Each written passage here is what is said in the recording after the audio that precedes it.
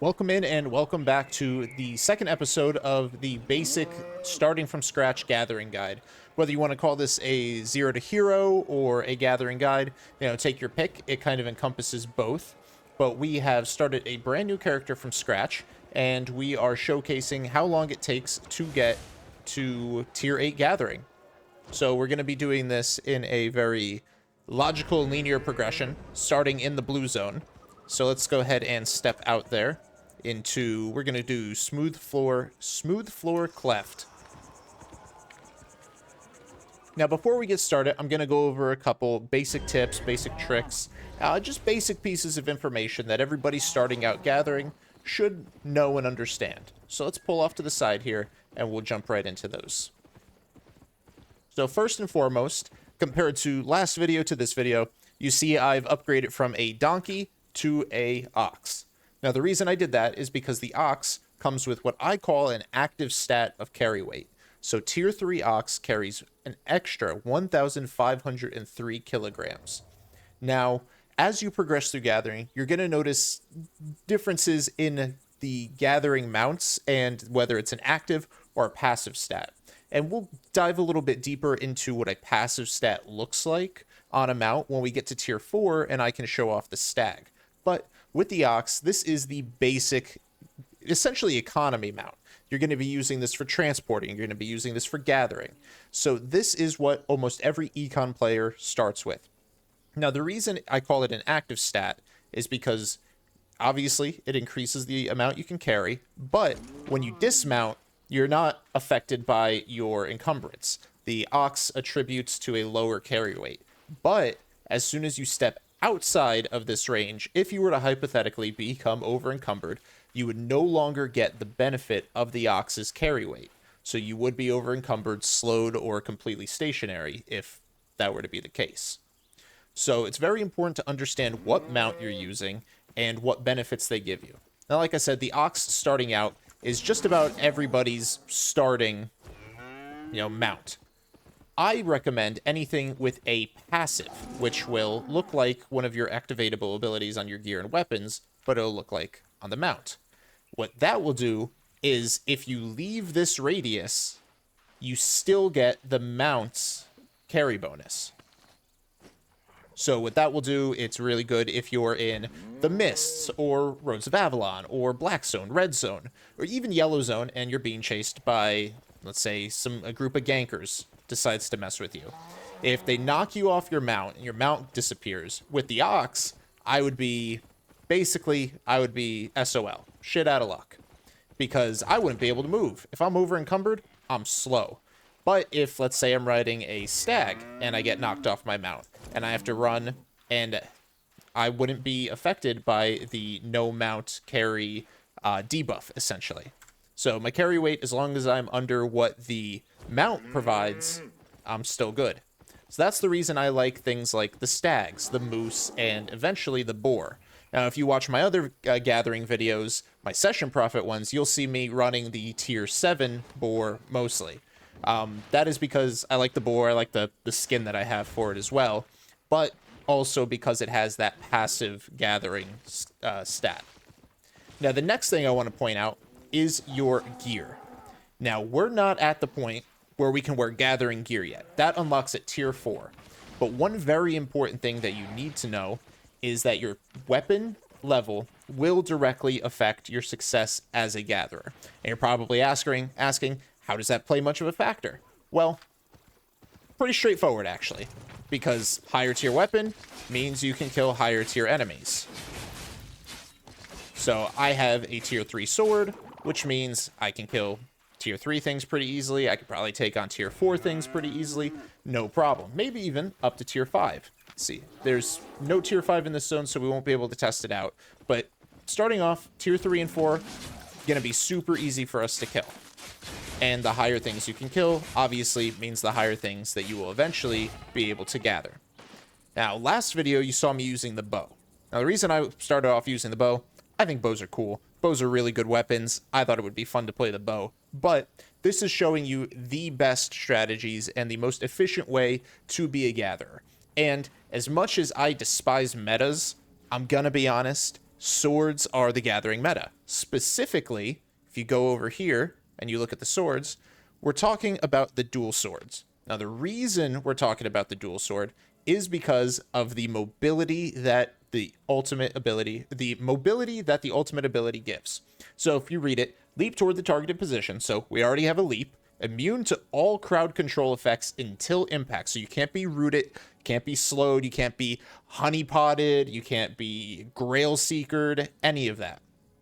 And obviously you deal damage. Hitting at least one enemy will increase your auto attack speed, so you'll be able to fight back more effectively. Swords are very high damage weapons, especially in higher tiers, tier 6, 7, 8.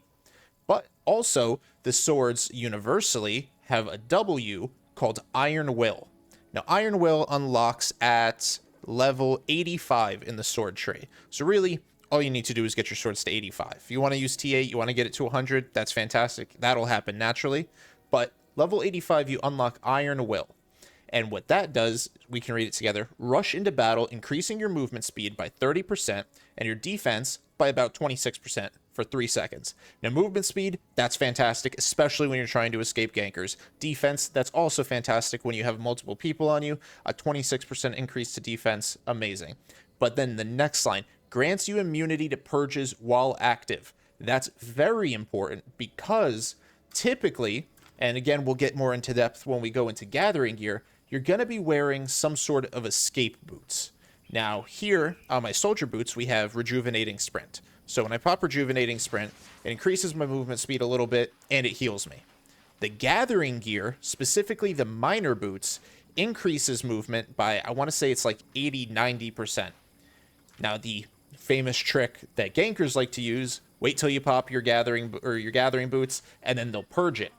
But if you pop Iron Will and then your gathering boots, you become immune to those purges. And ideally, once Iron Will, falls off you, you're already out of range from those purge. So it's a great tip to escape from gankers. Now, right now, blue zone, we don't need to worry about gankers. So we're going to jump right into the gathering. As you can see, I added a timer to the top of the screen, so that way we could track just how long the development takes. Now, one thing I do want to point out before we jump straight into it is the difference between premium and non-premium gathering. So premium gathering versus non-premium gathering comes with a couple different perks. Now, the first perk you're going to notice is when you're using a pie, it increases your maximum load and your gathering yield for what it calls a long period of time. Pies last for 30 minutes. So gathering yield, you'll notice when you're gathering, it'll say, +2, +1 of whatever material you're gathering. For instance, let's come over here, see if we can get it to proc on this cotton. So we'll wait 3 seconds. We'll eat a pie, and let's gather. So, +3 cotton. +3 cotton. +3 cotton. Unlucky. Let's see. See if we can get it on this tin ore.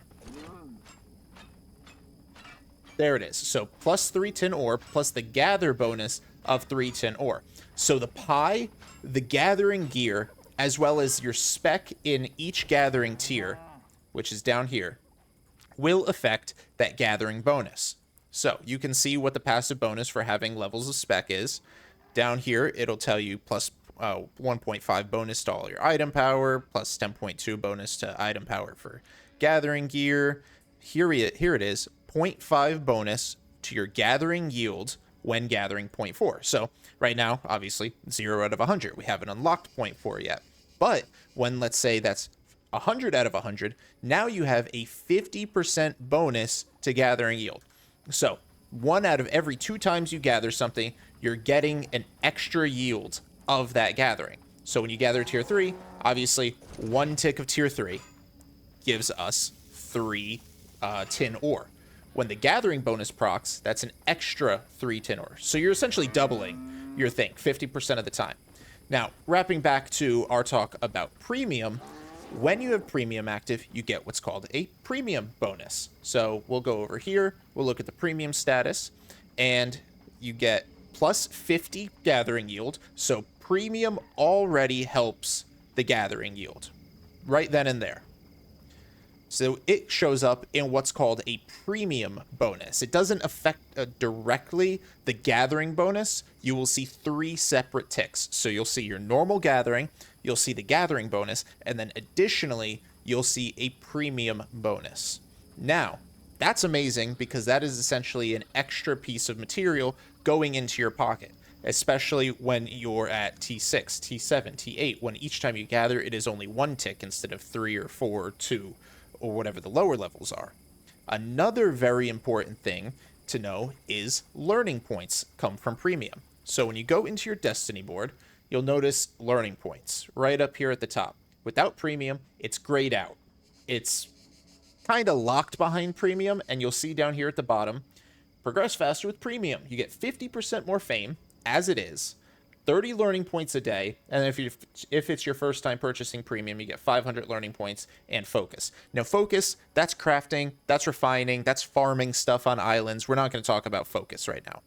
But to cover what the learning points do, you have what's called activate quick learn. So quick learn used to be the system where if you get 20% of the progress bar, you can use a chunk of your learning points and it'll fill out the rest of the progress bar. They've changed that. Now when you activate quick learn, you get 5 times the amount of fame. So you have to fill up the whole bar, but you're getting 5 times the amount of fame than normal. So let's go over here. Let's gather a tier 3 again, right? We'll hit this tier 3 ore. And let's see what the number is. So that gives me 9 fame. That's not a lot, right? Well, maybe it is for tier 9, for tier 3. But 9 fame without quick learn. Now, obviously, we get premium, so we get 50% more fame. So that's 4.5. That bumps up to about 13, 14 fame. But with quick learn on, you get 5 times that amount. So for quick math, 14 times 5, that's 70 fame now. So now you're getting, instead of 14 to get to level 3, you're getting 70, and it goes by 5 times faster. Now, you can activate quick learn without premium, but you're not getting those 30 learning points a day, and unfortunately, customization is locked behind premium. So you turn quick learn on, you click yes, and it turns it on for everything, right? But we don't want to use quick learn for our weapon. We don't want to use quick learn for our gear. We get that from combat. So with premium, what you could do is you can customize what you have it turned on for. Here, you can turn it off for all that. Looks like we don't even need premium. That's fantastic. So you just need to turn it on. So you turn it all off, and kind of retracting the previous statement. I was wrong. I'll admit that. You don't even need premium. Just turn quick learn on, and you come over here and you select the ones that you want quick learn to apply to. So I want quick learn for our fiber. I want quick learn for our ore. And I want quick learn for our skinning. So now we're going to get these bars filled up 5 times faster thanks to quick learn. All you have to do, come over here, you click activate quick learn. It'll give you a window. Just click yes. Come into the drop down. You can turn everything off and then select each individual node that you want quick learn. Now, we're not doing lumber because we're not in a lumber zone. We're not doing stone because we're not in a stone zone, and we're not doing fishing. So the only things we care about are fiber, ore, and skinning. So with that being said, over here, you can see exactly how much it will cost you to get to the next level. So for skinning, it's going to cost me 3 learning points to get to level 1. That's fantastic. Not that much. For ore, 4 learning points. For fiber, 5 learning points. I have 110. So 5, 4, and what was it, 3? Pretty easy countdown. That's 12 learning points altogether to get level 3 unlocked. And then we'll be able to upgrade our tools. So with everything kind of broken down and explaining, let me know if you guys have any questions in the comments down below. That's what I'm here for. I'm here to show you guys exactly how everything works in the beginning, understanding the new mechanics because things have changed in the recent months, and showing exactly the nuances to gathering. But without further ado, we are going to jump in. We're going to start the timer. Keep in mind, don't have premium. So whatever time it takes for us to progress, know that if you have premium, it'll be even faster. So I'd much rather you guys see the longer route and know that there's a shorter way to do it then see the faster and the more accelerated route. And then if you don't have premium and it takes you longer, you feel like you've been lied to. That's not my intention here. So I would rather you guys see the longer route and know there is a faster way through premium. And if you happen to have premium, you're going to accelerate and you're going to progress even faster than what you're seeing here on the screen. So let's go ahead and start the timer, and we're going to be working on our pickaxe. So ore, skinning, fiber.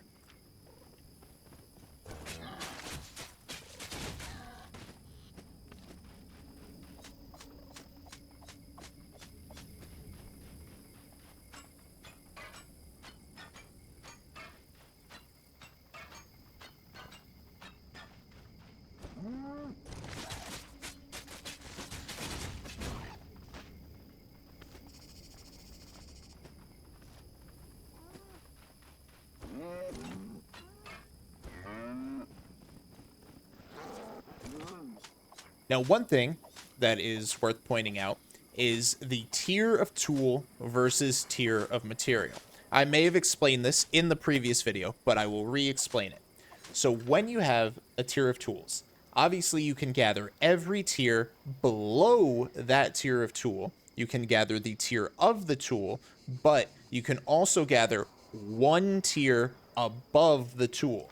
So this will play a important role just to kind of know in when we get to Enchanteds and kind of breaking down how you can gather enchanted materials at tier 4 and above. But because we have tier 2 tools right now, we can gather up to tier 3 materials. Once we're able to gather with tier 3 tools, we can then gather tier 4 materials. Now, while you're gathering, it's also pretty important to level up your weapon. Like I said, level up your gear, because the stronger the weapon you have, the stronger the gear you wear, the more you can take on when it comes to mobs, the more you can take on when it comes to escaping gankers, and the more you can take on when it comes to things like mobs or aspects in the Roads of Avalon, which we'll cover in a future video. So I would definitely recommend, as you're running around, let's say, right, there's a little skinning monster right here. I want to attack it, and I'm going to attack this zombie thing, this ghoul, while I'm fighting. Because while you do get combat fame from killing the mobs, you get more combat fame from killing the enemies. And you want to get your combat fame up. You want to accelerate your weapon so you can get that W on the dual swords, or on any sword, so you can unlock stronger gear. Things like that will definitely help increase your survival. They'll help increase your profit, and ultimately they'll just help increase your play.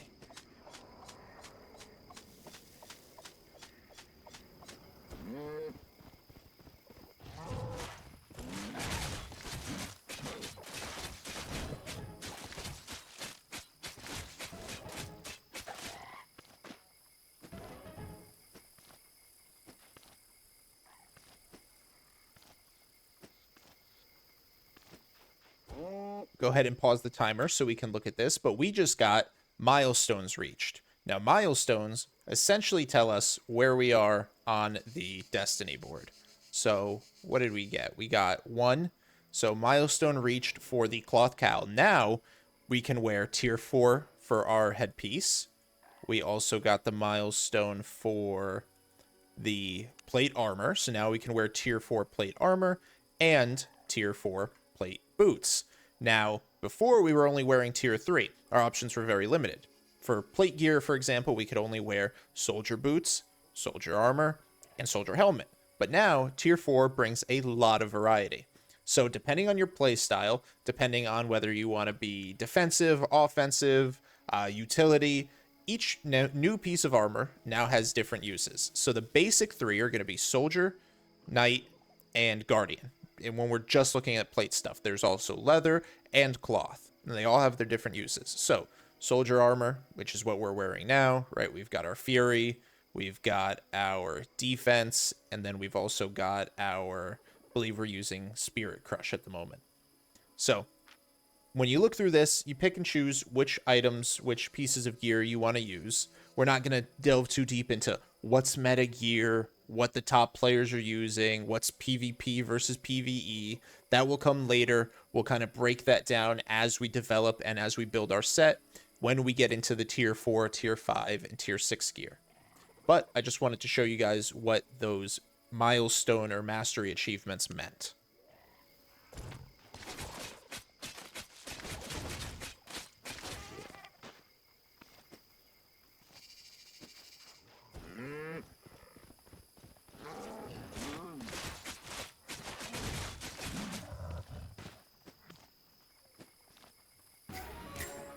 Without gathering or without premium, you'll get these pop-ups as you develop.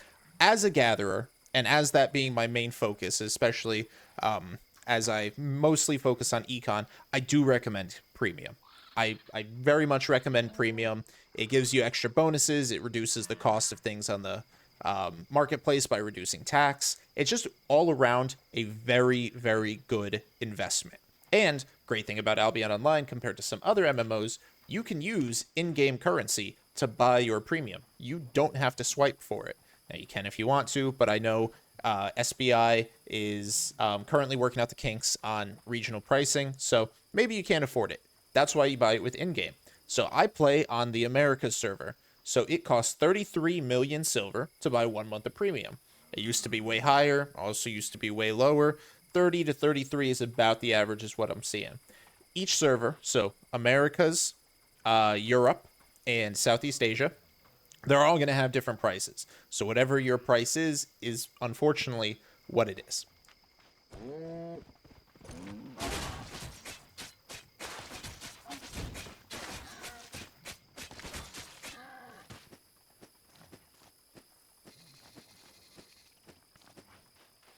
Let's check out what we actually unlocked. So it looks like we got skinning to level 4.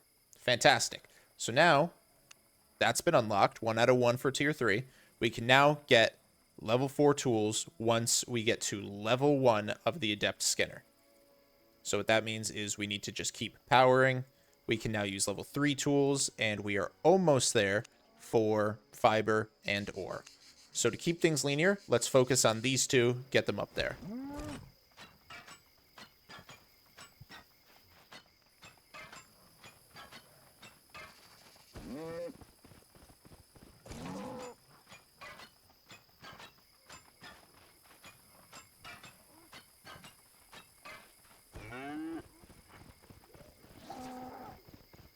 Now, as I probably mentioned last video, every zone has a different primary, secondary, and tertiary resource source. So out here in Bridgewatch, which is where we are right now, the main one is going to be skin. So that's why we're seeing so many gazelles, so many stags, gophers, the cougars. Each one has a different thing. So Bridgewatch's is skin, Limhurst, forest area. Theirs is wood. Out here, this is Fort Sterling. Theirs is going to be ore. Over here in Thetford, in the swamp, it's going to be fiber. And out here in Mortlock, in what they call the Highland, it is going to be stone. Now, stone, not really worth it until tier like 7 or 8. So we will, throughout this journey, not be focusing on stone very much. Not until we get the others to a significantly high level. Now, stone does become very valuable at tier 7, tier 8. I'd even make the argument for 6.2 and above. But we'll see that in the way future.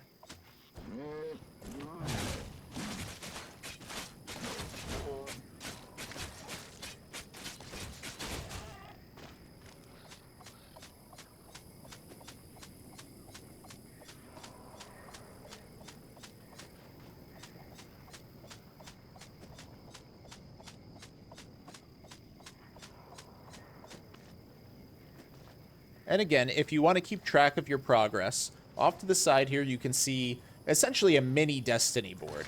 And it will tell you the percent that you've made through the node that it's tracking. The frontmost one will always be the one that got the fame most recently. So we killed that skeleton, my boots, armor, and everything else got the fame. But now I'm skinning, and you can see that my skinning knife is getting the fame. So we are 1% of the way to getting the first level in tier 4 skinning.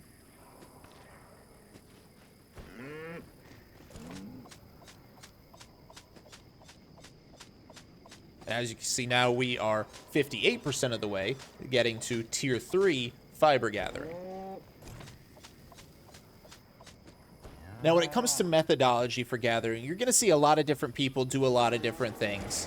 One of the, I'd say common, but in my opinion, not the best way, is they will camp the spawns of nodes. So as you can see, while we were doing other stuff, these started respawning on us. We came back, it's already respawned. So a lot of gatherers will like to sit there and just camp the respawn, especially on tier 4s and 5s because of the enchant rates, but they'll just camp the respawn of materials. I don't think that's effective, because essentially what you're doing is you're sitting around waiting for the node to respawn with 1 tick left in it. You gather it, it's gone, you wait for another one to respawn. It doesn't work very efficiently. I would recommend you guys move around the map. Now, when you get into lethal zones, which we'll see again in a later video, the best practice is to stay towards the edge of the map. That way it kind of protects you on one side, and it's easier to pay attention to your surroundings when you're not checking all edges of the screen. But for argument's sake here, in the blue zone, where there's absolutely no threat whatsoever, we can run around all over the place. We could be looking for ore, we could be looking for fiber. Here we go, right along this river. And we'll be able to find the resources all across the map with no need to worry about our surroundings.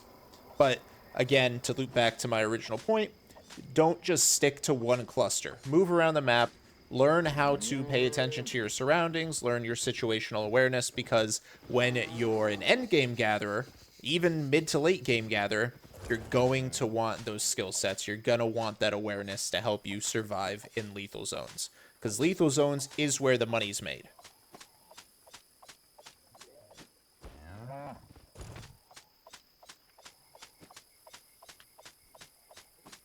So we're almost to tier 3 for fiber gathering. We want to kind of pick up the pace on ore gathering, but it seems like we're not finding a lot of ore nodes out here. So what does that indicate to us? That indicates that ore is the tertiary resource in Bridgewatch's zone. So that means fiber secondary, with, again, skin or hide being the primary.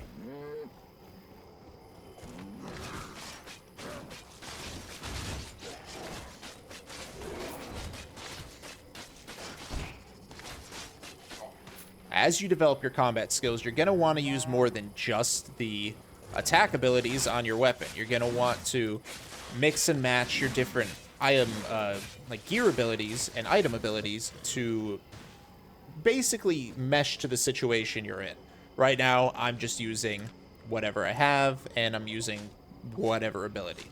Because low level, you don't need that nuanced skill set. You don't need the nuanced stats or abilities. Basically, low level is you just beat things until they die. And there it is. We now reached tier 3. So we will continue to go for pickaxe, and then we will go upgrade our tools. So let's look around. Here we go.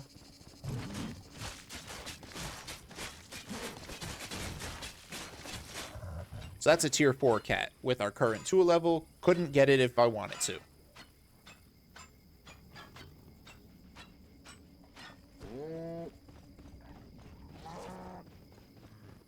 Now, while you're moving around the map, you want to notice and pay attention to certain POIs, or points of interest. So, in blue zone, in yellow zone, and in red zone, you're going to notice a few POIs. So I'll kind of point them out on the map right now. These are roads portals. They're going to be at least one on almost every zone. You'll occasionally come across a map that doesn't have a roads portal. You'll also occasionally come across a map that has 2 roads portals. Ideally, they'll lead to different places. This one leads to the exact same place. Kind of a waste if you ask me. It actually doesn't lead to the same place. It has very different names. Slightly different names, not very different, my bad. But so road portals, you'll notice those are black zones. That's full loot, full death. You get killed in there, you lose everything. You kill in there, you gain everything the other person has, minus the trash rate. Another point of interest are these. These are faction camps or faction warfare. Now, blue zone doesn't really matter. Yellow zone, it doesn't really matter. You'll see big groups of people occasionally fighting over them. That's faction warfare stuff, and that's not something we're going to touch on.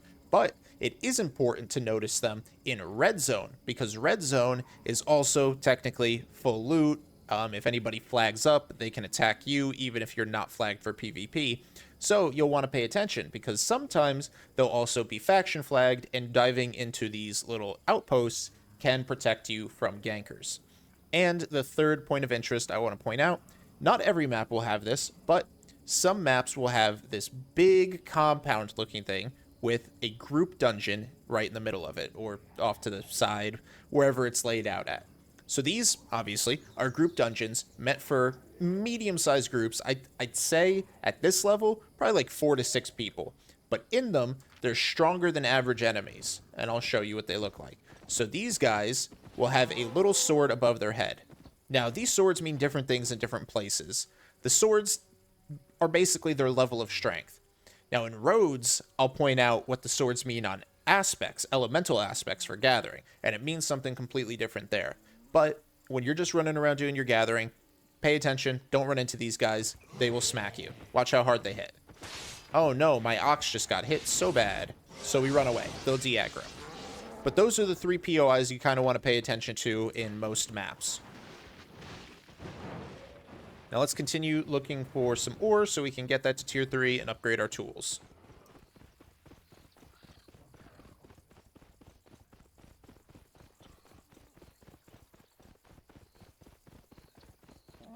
To touch back on the benefits of different mounts, and like I was mentioning, their passive carry weight buffs and everything, they also, some are faster than others. Just plain and simple. Some are faster than others. The oxes at lower level, they just recently got a rework on the ox. So oxes at lower level are significantly slow. Very slow, very squishy. Higher level, they're a little bit faster, have a little bit more defense, and a lot more carry weight. So in the end game, oxes are great for transporting. I like to use them to transport between royal cities where there's not really a risk of me getting smacked off my mount and dealing with the over-encumberness of having too much materials on me.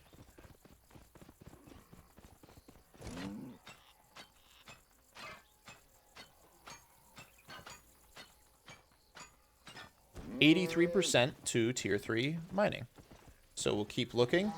Typically, the spawn points of materials, I'd say, are pretty logic-based, right? You're going to find animals roaming around. That is where they are. You're going to find fiber next to trees or next to the river, because that's where plants grow. And you're going to find ore next to rock clusters because, well, ore is a stone. So stone is next to stone.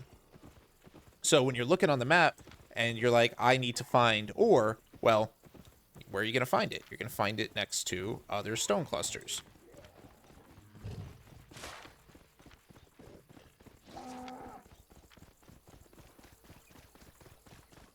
Another reason you stick close to the edge when you're gathering is because the whole wall of these zones made of stone.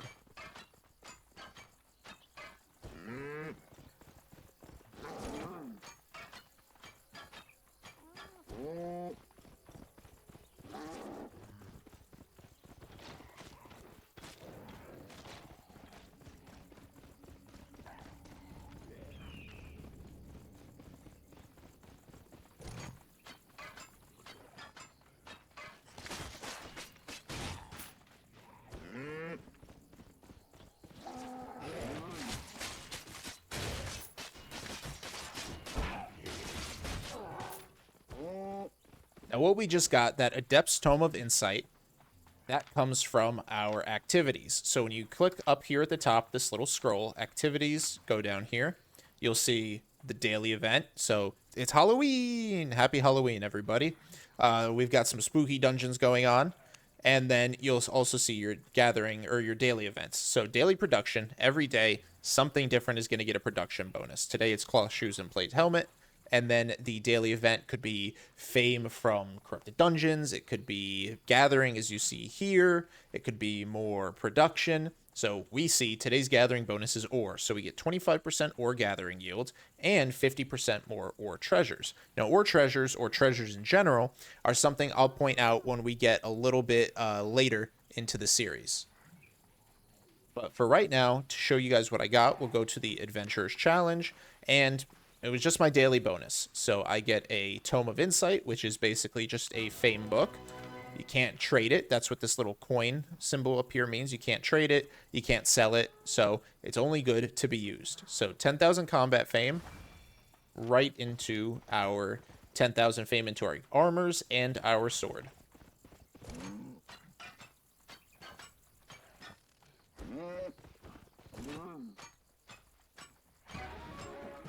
Fantastic. There is the level 3 achievement for mining. So we're going to go ahead and head back to Bridgewatch. We're going to get our next level of tools. I went ahead and paused the timer because obviously this isn't part of the development. So we're going to run back to Bridgewatch and sell what we have, upgrade our tools.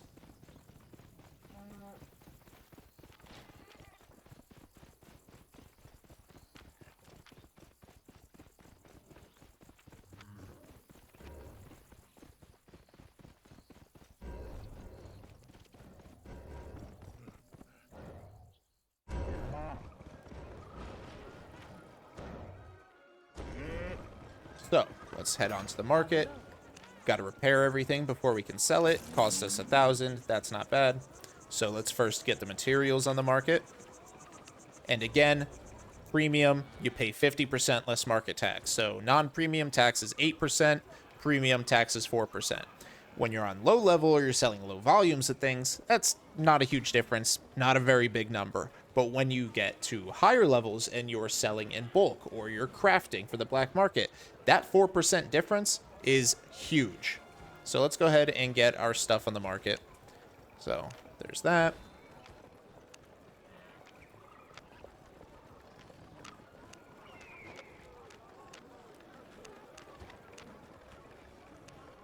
Now you can see this little side panel I opened up. You've got sell orders and you've got buy orders. So you'll notice on some I only clicked the minus sign once for the price. Some, like this one, I clicked it 4 times. That's because the sell price will default to whatever the price of this lowest sell order is. When you're typically selling your stuff, you want to undercut by a reasonable amount. Most people just do 1. So when you're undercutting, just do it by 1, maybe 10, maybe down to the nearest round number, like 88, maybe bring that down to, 85. It's not a round number, but it's a nice clean number. But over here on buy orders, those are market orders that players have set. They want to buy the material at that price. So if the difference between the lowest sell order and the highest buy order is, 88 to 84, then it may behoove you to just get that instant sell, mark the price down to what the highest buy order is so you could sell it and instantly get, in this case, 9,000 silver. Not a crazy amount, but we're just starting out, so not too bad. So sell, and now you can see my mailbox went up. Now we have 68,000 silver. We want to sell these tools so we can buy the tier 3.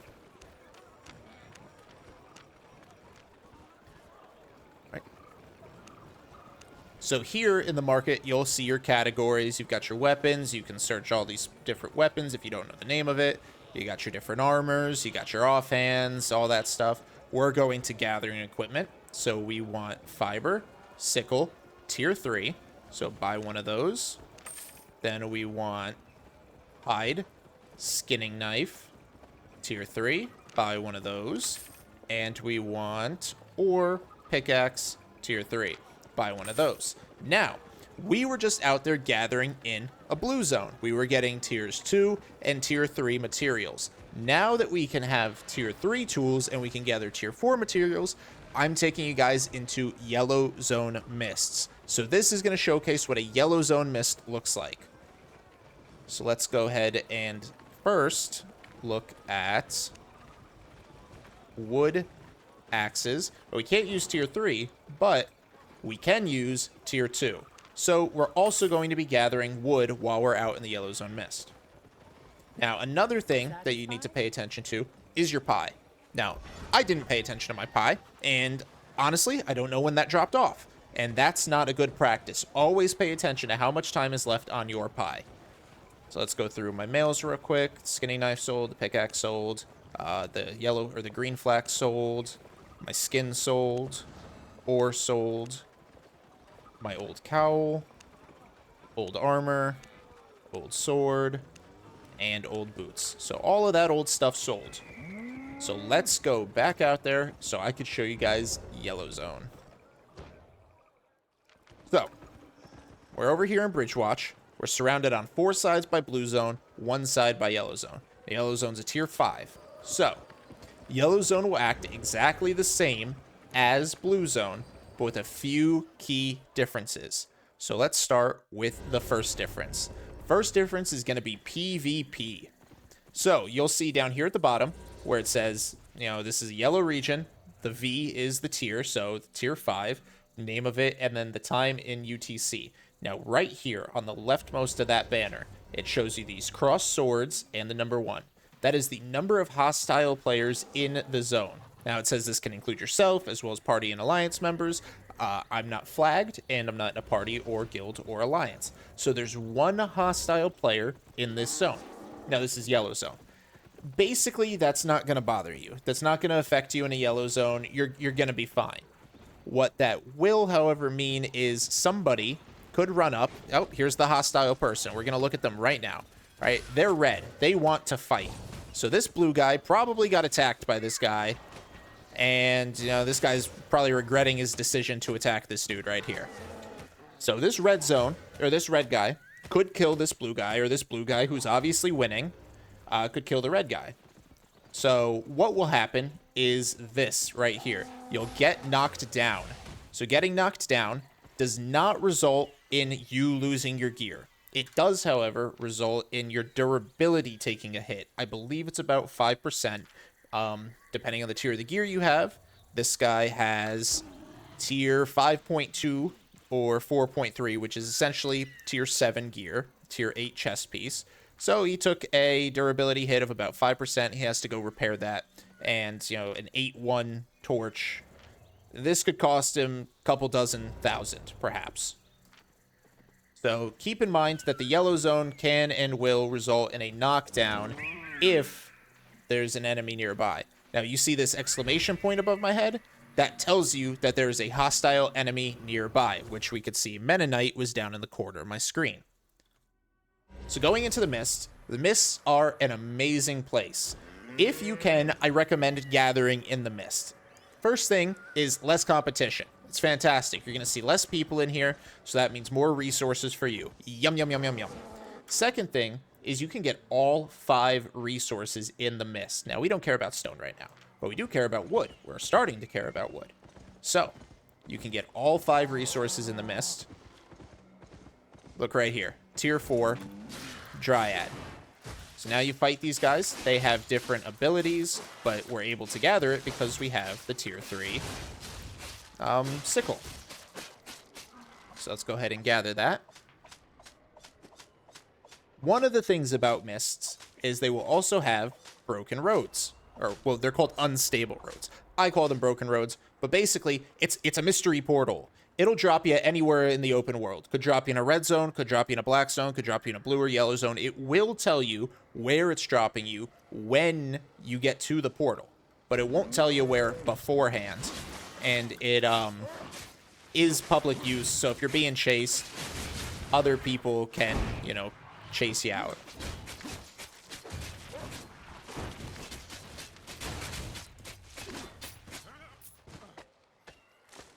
So now that we're working on our tier 4 progress, we've already got the quick learn. We've got that activated for tier 4 fiber, ore, and skinning. And now we also want to turn that on for tier 2 lumberjack, just so we can get that up a little bit faster now that we're in the mist. So the mist is definitely one of the zones where I recommend sticking to the edge. Now again, we can't get tier 5 stuff quite yet. And up here at the top, it'll tell you what we're able to gather. So mists, yellow zone mist, have tiers 2 through 5. So stage we're at with tier 3 tools, this is perfect for us because we're able to gather tiers 3 and 4, as well as tier 2 for wood, and then eventually tier 5. It's the perfect spot to gather because it has access to all the resources and up to tier 5. With the same low risk as yellow zone, you're not going to have to worry about getting your loot stolen or anything like that, because if somebody decides to attack you, It'll knock you down, and then you'll just get bumped right back to the open world. Not the worst thing. And it also has plenty of bad guys for you to attack, so that way you can get your combat fame up.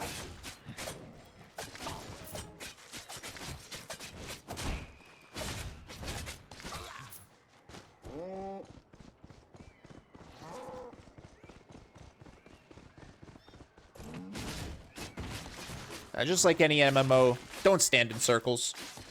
Super basic, super simple advice. Don't stand in the bad guys' circles. So this, I'll show off this. This guy, crazy gear, is probably just doing camps, but he's using the boar. So this is what the passive buff looks like.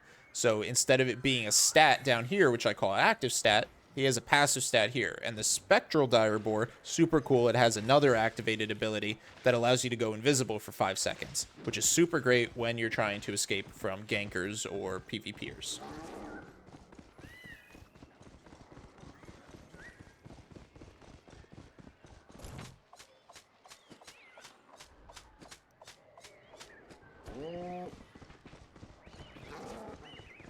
Now, we got that guy moving around. He can't do anything to us. It's just a little annoying him being so next to us because, while he can't attack us, competition is competition. I don't need him stealing all my stuff.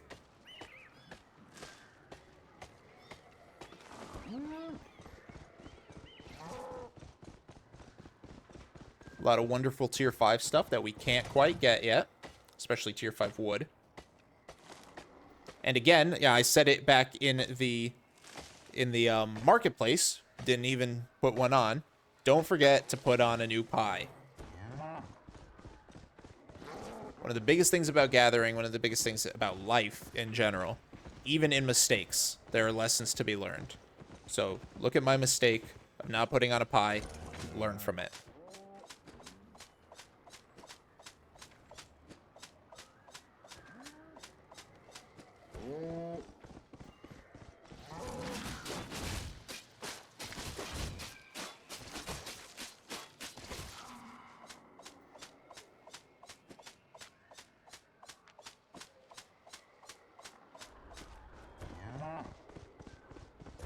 Now, the one unfortunate thing, or one of the unfortunate things about the mist, is they're a little less dense for skinning. You'll find, skin, but you'll find it less abundantly as you'll find, say, fiber, which I think mists are very fiber bias, or wood, which I think that's like the second most abundant resource in the mist.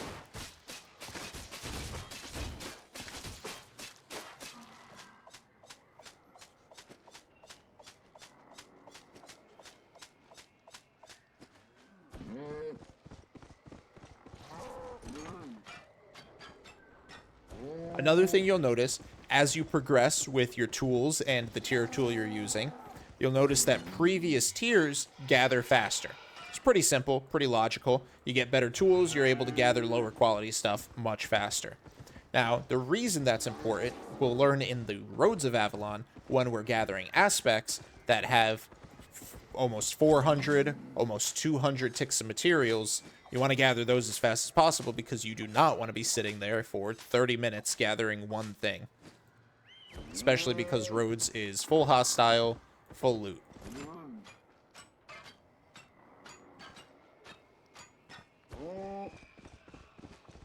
So stone, we don't care about stone. Like I said, stone has almost no value until you get to at least tier 6 or 7.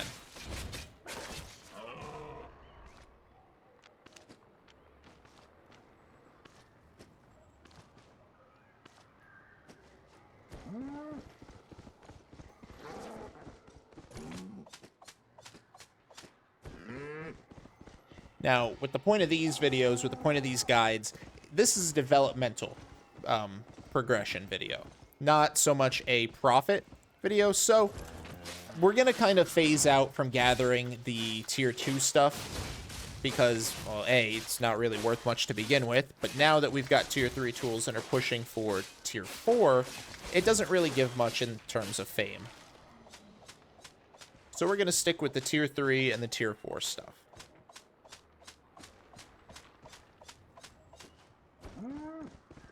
Now here, that's enchanted iron ore, so that's rare, so it's 0.2.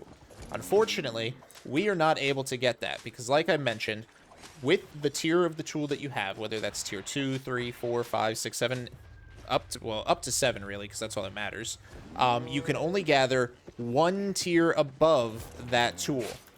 The tier enchanted, so 4, 2, 5, 1, whatever it may be, that acts as a tier above the tier that is. So if I had tier 4 tools, I can gather tier 5 stuff, but I can't gather tier 5.1, 5.2, or 5.3 because that will act as a tier above.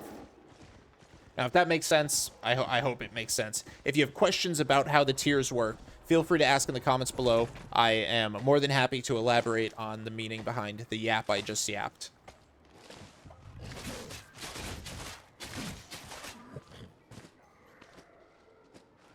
So, real quick, I'll break down some more mist meaning. Right here, it's pretty self-explanatory. Mist is closing in 5 minutes. So mists are timed and instanced content, which means when you're in a mist, you have a limited amount of time in that specific mist. Typically, I'd say max I think I've been in one is 15 minutes maybe. So then you have 5 minutes to either get out of the mist or find a new mist. And you're probably wondering, how do I find a new mist? So let me show you. So we'll run around and you'll find floating wisps along the ground. So they most commonly show up around where you see those sparkles. There's one right there. And we'll go, and it'll go into a fresh mist.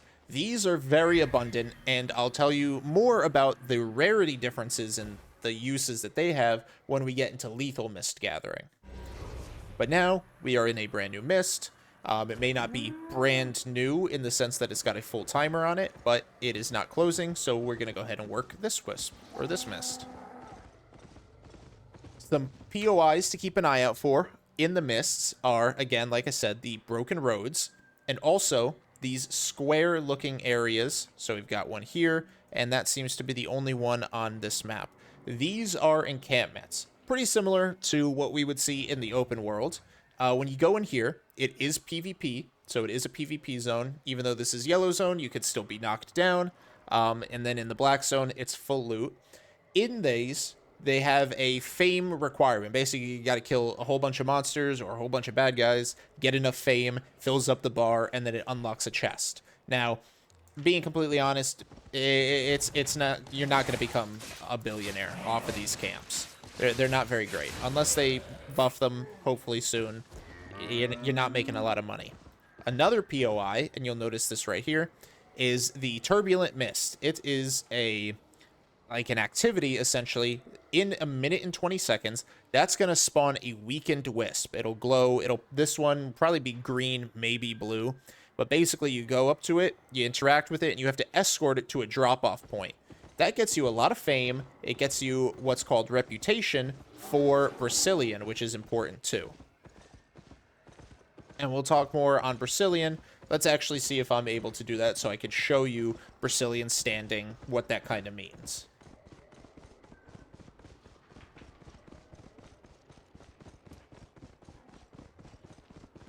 And when you're moving along the edges, again, always, keep an eye out for resources to gather, stuff to collect.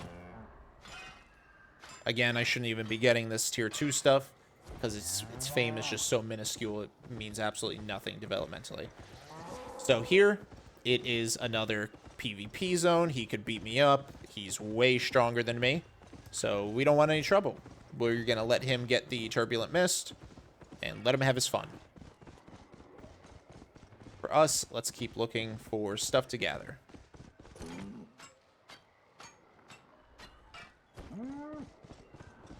Again, we were able to gather tier 4 fiber, but not 4.1.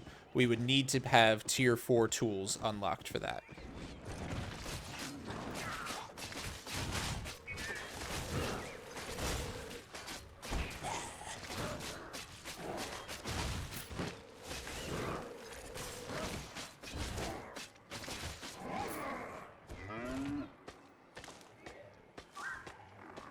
Occasionally, mists, as you see, will spawn, without the timer. Usually that is just prompted by the usage of another one. You saw we had one activate that closed, so that one just spawned right there. Another thing you'll notice spread around the mist are these caged wisps. They'll, be crying out. They'll be like really annoying if you're not doing anything. Basically, all you have to do, kill the guards, walk up to it, interact it, and watch here. We get that little compass looking symbol as well as fame. So what that compass symbol means, you go up here, right click, and check out your stats. All the way to the bottom, you'll see standing. So we've got Brazilian, Smugglers, Antiquarian, all neutral. So Brazilian is what we're going to worry about right now. Brazilian is the city in the mist. You've probably seen it when you've been playing. If you're an experienced player, you know all about Brazilian. To access Brazilian, you need to get to the next one. It used to say what the next one is, and I don't quite remember the name of it, but you need 50,000 standing to get to the next level, and then Brazilian portals will start spawning in your yellow zone mists. And that's how you access Brazilian. Either the travel planner, or you have to take a portal to get there. There's no way to just walk to Brazilian.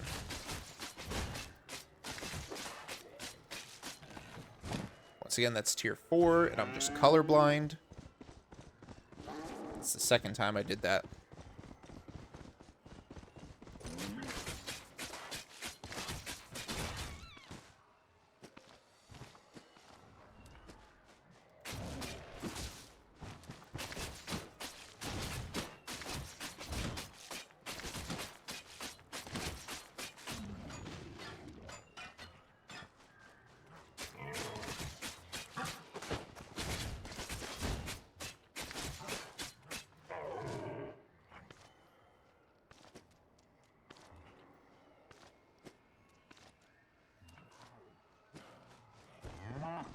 So when you're moving around, you'll also notice wisps in the trees. What those wisps are is when the closing countdown starts, these will fall to the ground, which is why mists become a lot more abundant when the mist you're in starts closing.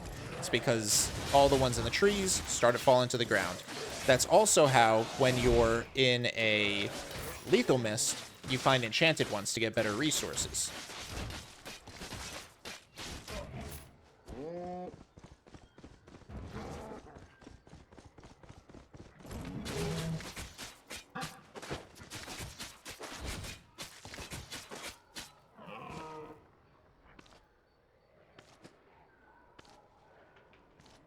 So up here, like I was talking about, your carry weight varies based on a couple different factors. Your boots, your bag, your mount. So your boots and your bag, as well as the pie, affects the current weight, or the dismounted weight is what it affects. Dismounted weight is you take your mount out of the equation, and that's what your weight is sitting at. Current weight is the weight factored in based off of the mount that you're carrying. So dismounted, even though, dismounted, I'm not actually at 31 until I go outside this white circle. So in this, example, I wouldn't be over encumbered. I'd be at 31. I'd be able to move just fine. It caused me absolutely no issues. But if that dismounted weight was, say, 105%, then I would be having some serious movement problems.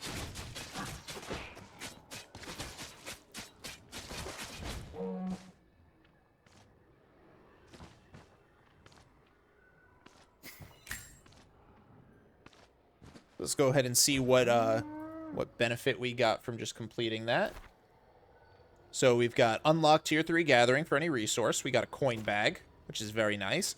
And gather 50 tier 4 resources got us another tier 3 pie. So we'll go ahead and throw that on the inventory.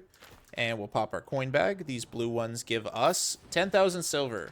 It's not much, but it is a solid amount to start off with.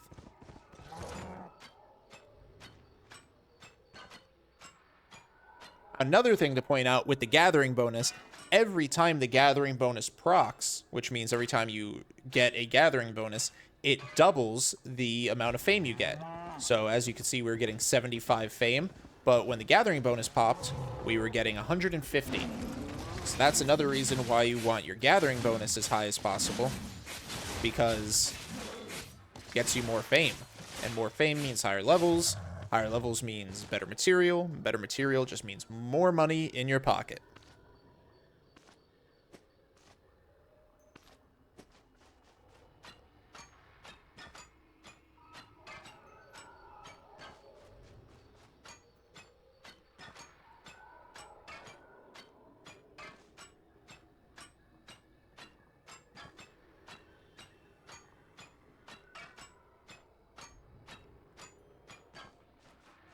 I'm not going to make the same mistake a third time. That is a tier 3 tree, so that means I can actually attack this one.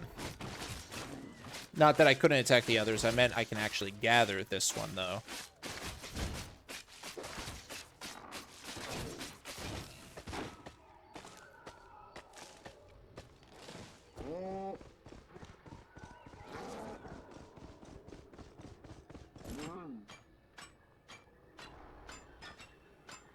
So there you saw 150 because we got the gathering bonus, and there is 75 because we only got the normal gathering yield.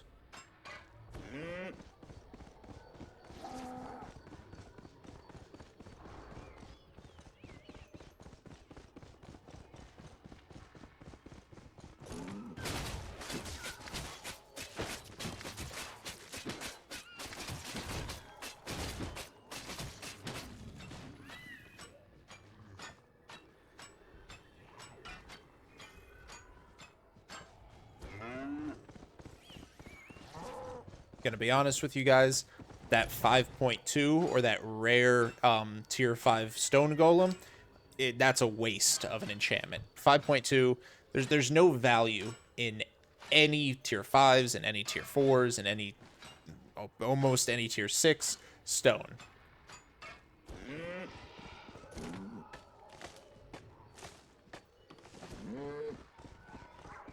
And here's the mist closing. Now what we're gonna do, for the sake of time, we are gonna round out this mist, gather, which means we're gonna gather the rest of it away, and then go back and wrap up the video, the guide for today.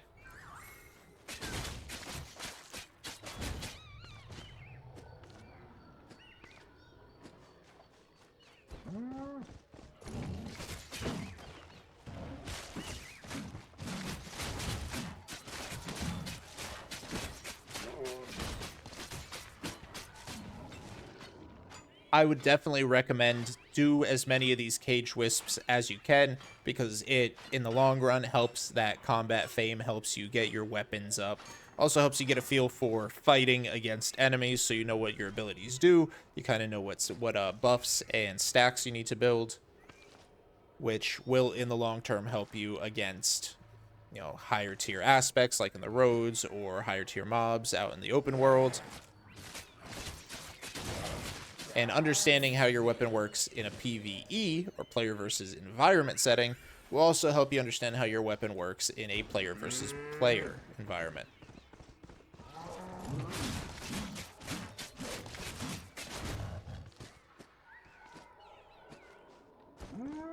You'll also notice that as the mist closes, the physical mist, the fog, starts to set in, limiting your visibility until at the very end, which you'll see, you're not able to see anything right in front of you. You're essentially blind at the very end.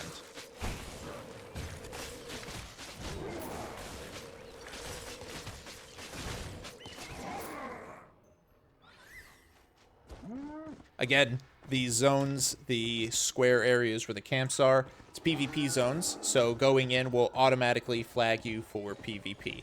It's not even something that you have to click, it just automatically happens.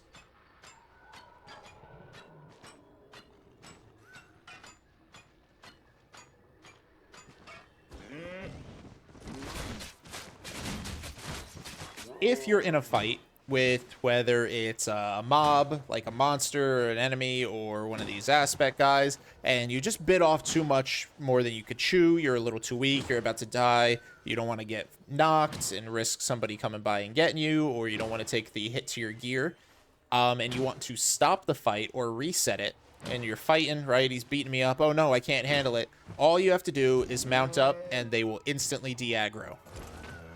So in scenarios where I want one resource, like this cat, and not the other resource, like that stone, I'll aggro them both, drag them away from where they started, kill the one I want, and then basically reset the fight. So the stone guy will run away, and I can just collect what I need. Again, with 45 seconds left on this wisp, we've noticed the fog surrounding the screen has gotten substantially thicker, and in the next like 30 seconds, it'll just get worse, to the point where sitting still is really your best bet. While we're sitting still, one thing to point out that I should probably mention is in the mist, you have a couple debuffs, some limits. So you'll notice this impenetrable mist debuff on you. So healing cast is decreased by 30%. So whether that's with the nature staff, with the holy staff, or with abilities that heal you, anything like that, it's decreased by 30%. Mount health is also limited, as well as mount armor and magic resist is limited. So 900 for the health, 120 for the armor and resists. That is essentially to make it easy, so that way bad guys can essentially dismount you easier, promote a little bit more PvP. So just keep that in mind. Typically, when you're in the mist, you want more mobility than a tanky mount. But let's go ahead. We'll get everything that we've collected from our tier 3 and 4 adventure onto the market, get a little bit of sales there, and then we'll close out.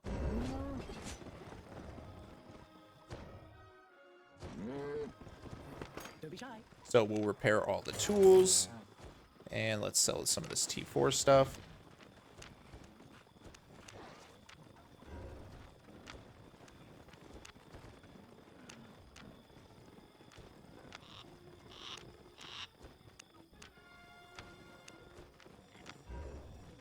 Fantastic. So out of all of that we put on the market, 6 things sold. So we sold the iron ore immediately, we sold the medium hide immediately, we sold the tin ore immediately, the flax, tier 2 logs, and the tier 4 fiber. Fantastic. So go ahead, come back over to our corner. Thank you guys so much for watching. Next video, what to expect for the next video in this series. So we can now wear tier 4 gear, tier 4 swords, so we will be able to upgrade. You'll probably see us rocking a tier 4 dual sword, so we can get accustomed to that with its mobility, working our way up to getting iron will. We will probably wear a little bit more augmented gear for that, so we could be a little bit more efficient. The tier 4 dual swords, we will not have an offhand because it takes up both hands, so we'll see that. We'll also talk about gathering gear at that point. We'll continue to get our stuff to tier 4, and we'll go from there. I think next video we'll be able to see more mists. I'll show you guys a little bit more effective ways to work the mist and get the most bang for your buck, and maybe we'll even tickle the roads a little bit. So again, thank you guys so much for watching. Be sure to like the video, hype the video, and subscribe to the channel for more, and I will see you guys next time.